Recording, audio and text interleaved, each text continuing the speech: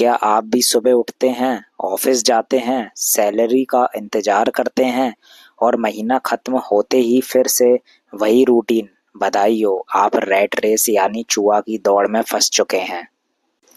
Robert Kiyosaki ने poor dad यानी उनके सगे पिता जो बहुत पढ़े लिखे थे, उन्होंने हमेशा कहा अच्छी पढ़ाई करो ताकि अच्छी नौकरी मिले।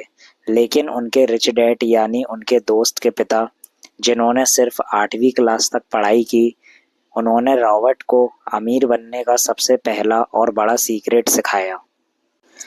गरीब और मिडिल क्लास लोग पैसे के लिए काम करते हैं, लेकिन अमीरों के लिए पैसा काम करता है।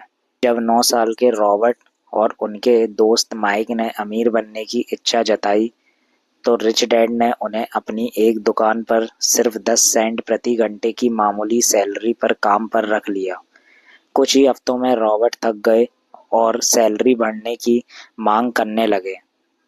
तभी रिच डैड ने उन्हें समझाया कि दुनिया के 90% लोग इसी जाल में फंसे हैं। वह कम सैलरी से डरते हैं, गुस्सा करते हैं, लेकिन अपनी नौकरी नहीं छोड़ते, क्योंकि उनके अंदर दो भावनाएं काम कर रही होती हैं, डर और लालच। डर इस बात का कि बिल कैसे चुकाएंगे, इसलिए लोग नौकरी करते हैं, और जैसे ही सैलरी आती है लालच जाग जाता है नया फ़ोन, नई कार, अच्छी चीज़ें खरीदने का। नतीजा पैसा खत्म, डर वापस और फिर से वही काम। इसी को रिच डैड रैट रेस कहते हैं।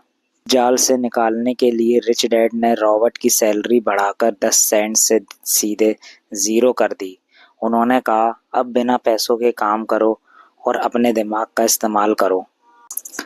जब सैलरी मिलनी बंद हुई तो लड़कों का दिमाग खुला।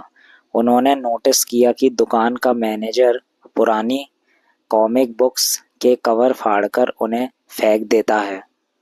लड़कों ने उन कॉमिक्स को इकट्ठा किया और अपने बेसमेंट में एक कॉमिक बुक लाइब्रेरी खोल दी। अब वे बाकी बच्चों से एंट्री फीस लेने लगे।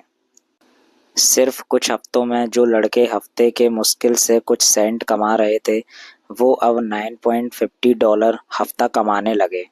और सबसे मज़ेदार बात, उन्हें वहाँ खुद बैठना भी नहीं पड़ता था। उन्होंने एक हेल्पर रख लिया था।